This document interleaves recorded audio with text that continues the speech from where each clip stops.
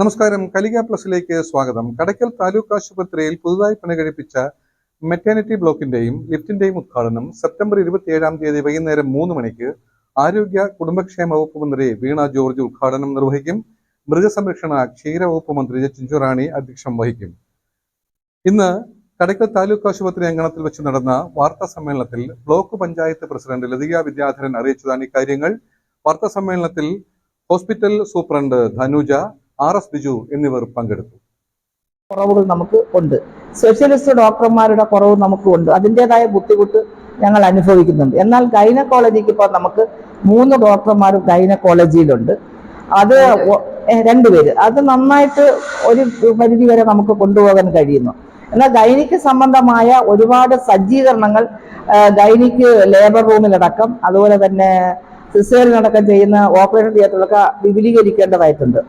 അത് നമുക്ക് ആരോഗ്യ മിഷന്റെ ഭാഗമായിട്ട് ഇപ്പോൾ 1,39,00,000 രൂപയുടെ ലക്ഷ്യയുടെ നേതൃത്വത്തിൽ പൂർത്തീകരിച്ചതിന്റെ ഉദ്ഘാടനമാണ് നമ്മൾ 27-ാം തീയതി നടത്തുന്നത്. അപ്പൊ ആ 27-ാം തീയതി ലക്ഷ്യ എന്ന് പറയുന്ന പദ്ധതിയുടെ പൂർത്തീകരണത്തോടുകൂടി ഗൈനിക്ക് സംബന്ധമായ ഒരുപാട് വിഷയങ്ങൾക്ക് പരിഹാരം കാണാൻ കഴിയും. അതോടൊപ്പം തന്നെ നമുക്കുള്ള പ്രധാനപ്പെട്ട വിഷയം എന്ന് പറയുന്നത് സ്ഥലത്തിന്റെ കുറവ്, അതായത് നമുക്ക് വരുന്ന രോഗികളെ അഡ്മിറ്റ് ചെയ്യാനുള്ള സൗകര്യക്കുറവുണ്ട്. അശാസ്ത്രീയമായിട്ടുള്ള കെട്ടിടങ്ങൾ ഇവിടെ നിൽക്കുന്നതിന്റെ ഭാഗമായി പലപ്പോഴും നിരവധി ആക്സിഡന്റ് പറ്റിയാൽ വരുന്ന ആളുകളെ നമുക്ക് ഉൾക്കൊള്ളുവാൻ കഴിയാത്തൊരു സ്ഥിതിയുണ്ട്. കാഷ്വാലിറ്റി പരിമിതി നിന്നുകൊണ്ടുള്ള ഒരു കാഷ്വാലിറ്റി, കാരണം കാഷ്വാലിറ്റി എന്നുള്ള പേരിലാണെങ്കിൽ തന്നെയും ഒരുപാട് ആളുകൾ 5-6 അപകടങ്ങൾ 6 പേര് അപകടം പറ്റി വന്നാൽ അവരൊക്കെ ഫസ്റ്റ് എയ്ഡ് കൊടുക്കാനുള്ള സൗകര്യക്കുറവുണ്ട്. എങ്കിൽ തന്നെയും ആ പരിമിതിയിൽ നിന്നുകൊണ്ട് ബ്ലോക്ക് പഞ്ചായത്ത് HMCയുടെയും അതുപോലെ തന്നെ ബഹുമാനപ്പെട്ട നമ്മുടെ സൂപ്രണ്ടും നമ്മുടെ RMO നമ്മുടെ ആശുപത്രിയിലെ ജീവനക്കാരും ഡോക്ടർമാരുടെയും ആത്മാർത്ഥമായ സേവനം നമ്മുടെ ആശുപത്രിയിൽ ലഭിച്ചുകൊണ്ടിരിക്കുകയാണ്. എക്സ്റേയിലുണ്ട്, എല്ലാ ഇതിലും അവരുടെ ക്വാളിഫിക്കേഷൻ അനുസരിച്ച് നമ്മൾ നിയമിച്ചിട്ടുണ്ട്. ആ നിയമം വേണ്ടിയാണ് ഇത്. അങ്ങനല്ല, നമ്മൾ മനസ്സിലാക്കേണ്ടത്, ഞാൻ എന്നും അത് എവിടെയും പറയാം, കിംസാറ്റും തിരുവനന്തപുരം മെഡിക്കൽ കോളേജ് അല്ലെങ്കിൽ SK പോർട്ടൽ അവിടെയൊന്നും കുറവില്ല. അപ്പൊ നമ്മളെ ആശുപത്രിയിൽ വരേണ്ട ആളുകൾ നമ്മുടെ ആശുപത്രിയിൽ അങ്ങനെ ഒരു കമ്പയറിംഗിന്റെ വിഷയം വരുന്നില്ല. താലൂക്ക് ആശുപത്രിയുടെ എല്ലാ വളർച്ചയ്ക്കും കിംസാറ്റിന്റെ ചെയർമാന്റെ അത് എടുത്തു പറയേണ്ട ഒരു വിഷയമാണ്. ഈ ആശുപത്രിയുടെ HMC അംഗം എന്ന നിലയ്ക്ക് ഉൾപ്പെടുത്താമെന്ന് DHSൽ നിന്നും ഒരു ഉറപ്പ് നൽകിയിട്ടുണ്ട്.